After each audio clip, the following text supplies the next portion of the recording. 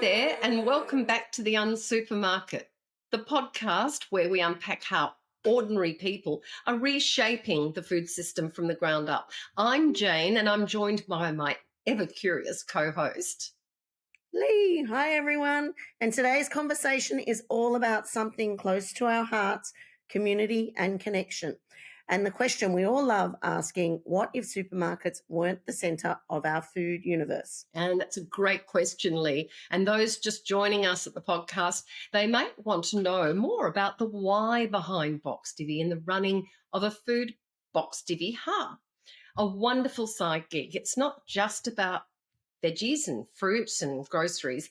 It's all about farmers, people, and community building, doing food differently. We've seen the rise of side gigs, but this one's a little bit different. I know, as I've run a Box Divvy Hub for just over 5 years now, I'm known in Box Divvy world as a hubster. I'm purpose driven. And so keep in mind, listeners, if you are thinking of running a Box Divvy food hub or just want to know more about how we do things, you're part of a food revolution to Unsupermarket. And that word unsupermarket, it's kind of a cheeky nod to everything that's not a big chain store, isn't it? It's about Australian farmers and food suppliers and wholesalers. It's about trust-based system. It's about transparency of pricing, even who grew your food. It's a people power movement. It's what happens when you remove the fluorescent lights and the loyalty cards and the checkout lanes. And you strip away all of that clutter that you get. The brands of the ultra processed foods like cereals, snacks, sweet beverages. What else do we get? Ready to eat meals, condiments, mass produced white breads, and the list goes on and on. All that marketing spin, the aisle psychology with the loss leaders, where to put items for easy access. Look, I don't remember, Jane, the last time I heard someone say they love going to the supermarket. And here's the thing, Jane, the George Institute of Global Health, they're an independent medical research institute. They're actually headquartered here in Sydney, tell us that over 55% of packaged foods in supermarkets are ultra processed. So ultra processed means that they've got additives, preservatives, fillers, and which is all stuff that your body actually wasn't built to digest. Yeah, wouldn't be good for your gut. Absolutely. And unsupermarket isn't just a name, Lee. It's a shift. It's a mindset. It's about pulling back the curtain and asking, who grew this? What's in it? How much did it cost to make? And when those questions are asked, do you know you're already part of the change? And communities, Jane, like Box Divvy, make this possible. Yeah. You're not just consuming, you're connecting. You're educating not only people that live around you, but also your own family and making a change with your own children. So there is less packaging, there's more purpose, there's fewer mystery ingredients, and more transparency. It's slow food meets smart living. I'd call it saving your wallet, your health, and the planet. Yeah, that's a good one. And our podcast, Lee, we aim to have conversations around this transparency and real relationships. They're a bit more thoughtful and sometimes gloriously chaotic, as we know in the background, but it's real conversations. Today's podcast, Jane, looks at the heart of Box Divvy. So the people who bring the community-based food buying into your neighbourhoods, connecting farmers, food wholesalers, and directly with families. We often get asked, actually, does it cost anything to run a hub? We're not a franchise, so the answer to that is no. But you do need a packing space. Yes, you do need a day a week. And yes, you do need shelves and tables. Plus, a passion to change the food system. We'd love people to come to us with that passion. And we do also, Jane, have regular online Run a Hub webinars for people interested in running a Box Divvy food hub, or if you just like to know more about what's involved. You can join one of our monthly webinars from the comfort of your own home, and they're quite interactive with asking questions and outlining exactly what's involved. You check out our socials and our website for more information when our next one's coming up. Yeah, they're really good fun and you do learn a lot from those, absolutely. So With this side gig, we're making waves socially, economically, and ecologically. And whether you're a current Hubster, a member, or someone who's just heard about Box Divvy, this chat would be for you. So pull up a chair. And for this podcast, we're going to meet some Hubsters and why they run their hubs. So, have you got your coffee ready, Lee? I've got my coffee ready, Jane.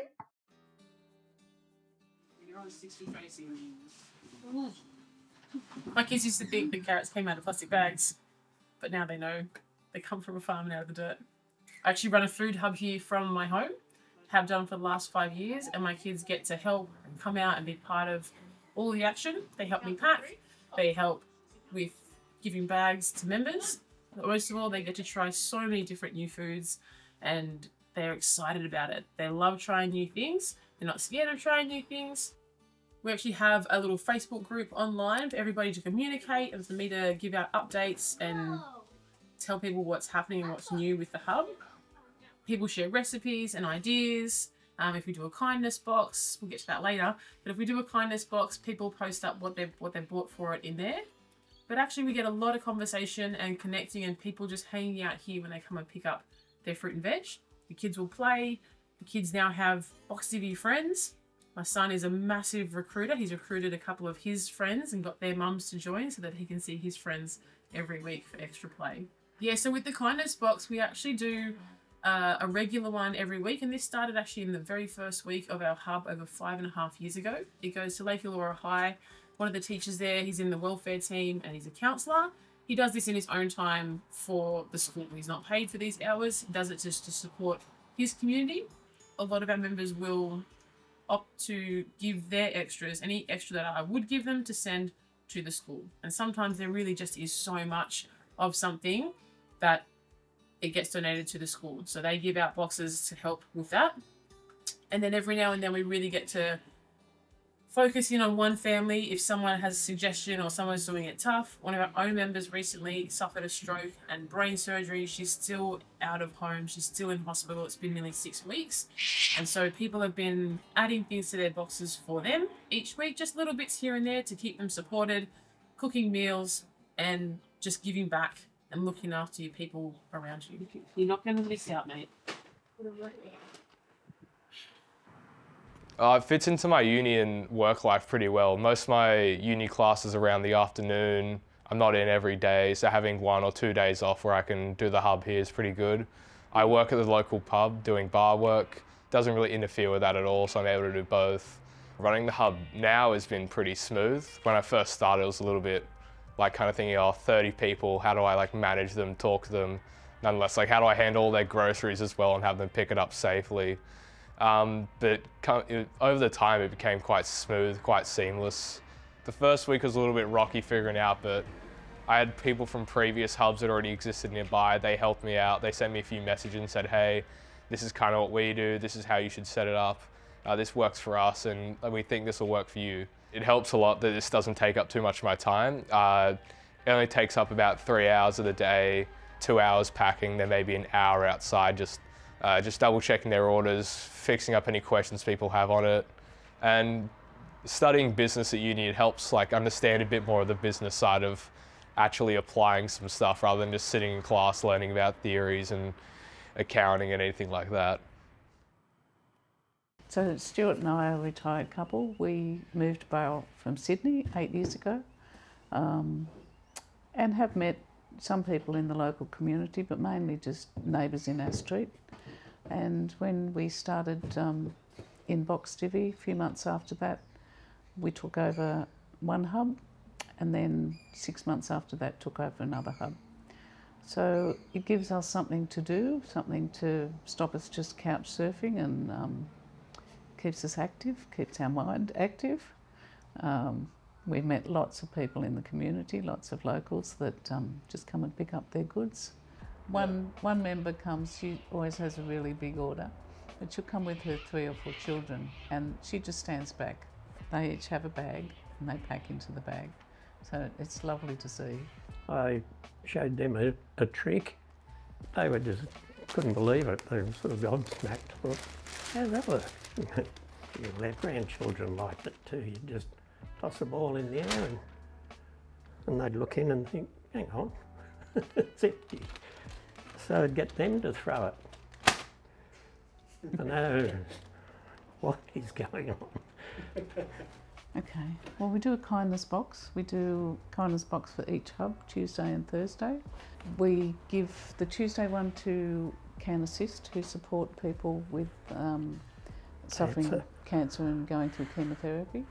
And then I contacted Pop In down in Mosvar, and they support women and children who are going through domestic violence. So they received the Thursday one, and they're very grateful because they get a lot of donated frozen meals and pantry things, but they don't get anything fresh. One of our members runs a community cooking school where she teaches people to cook and then donates the meals to charity. She buys all her fruit and veg through Box Divvy, which is wonderful. We also have the manager of the local Anytime Fitness who has a free Fruit Friday, and she orders fresh fruit.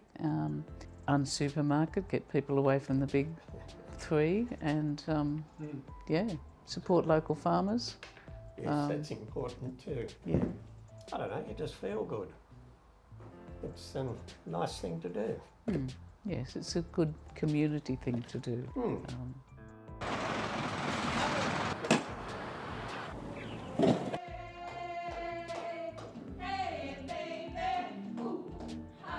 Okay, so welcome to Box Divvy Spring Farm and also through Genovation. We are a disability service provider.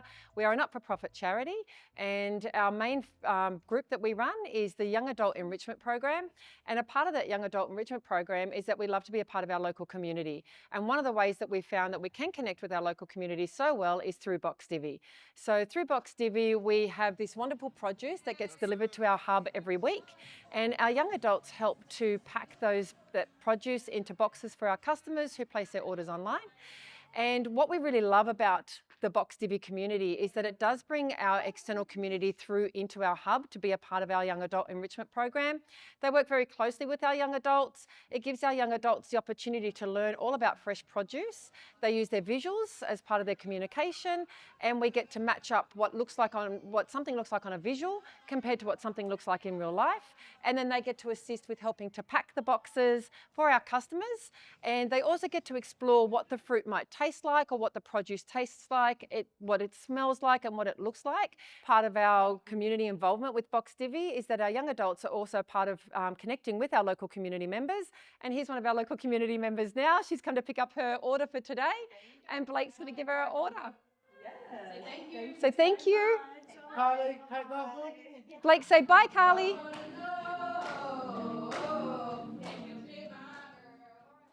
Jane, our Hubsters are brimming with delicious ideas.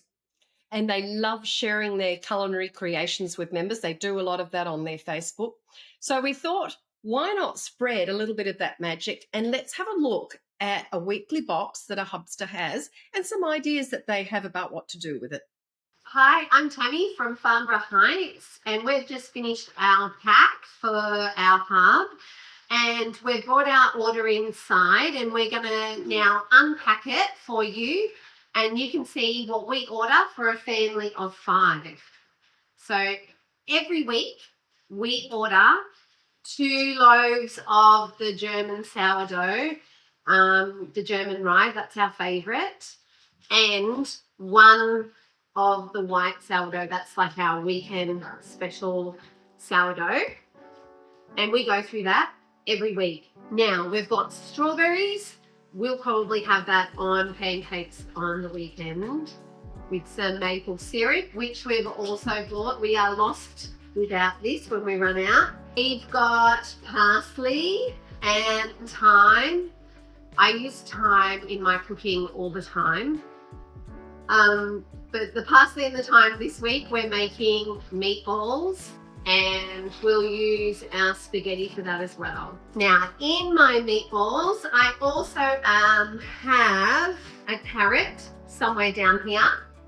We also got a tray of the tinned tomatoes, the diced tomatoes. Now, this tray lasts me only 3 or 4 weeks because we're using it for meatballs, spaghetti, stews. Every week we're using, like last week I went through 4 tins. This week we're making potato and leek soup. So I have 10 of, now I just get the cheapest potatoes that we can.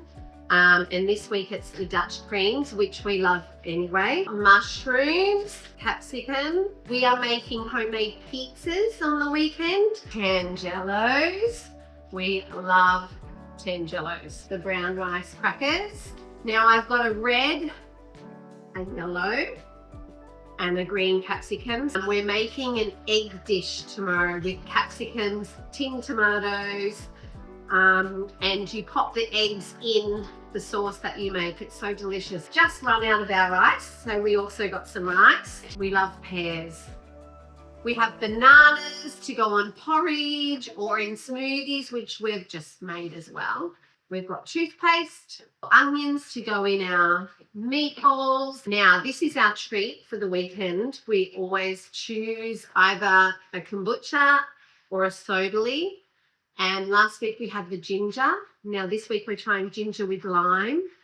And the ginger is a little bit strong for the kids, so they've chosen the bonsai kombucha, the blueberry and strawberry. They love that flavour. So that's their treat on Saturday night, and that's for me and hubby. I've done it. Yes. Blood oranges and caracara oranges. Lots of green apples. We bake them in our baked oats. And we also love my son was asked to make an apple crisp with butterscotch sauce. Some pink lady apples, some mandarins, yep.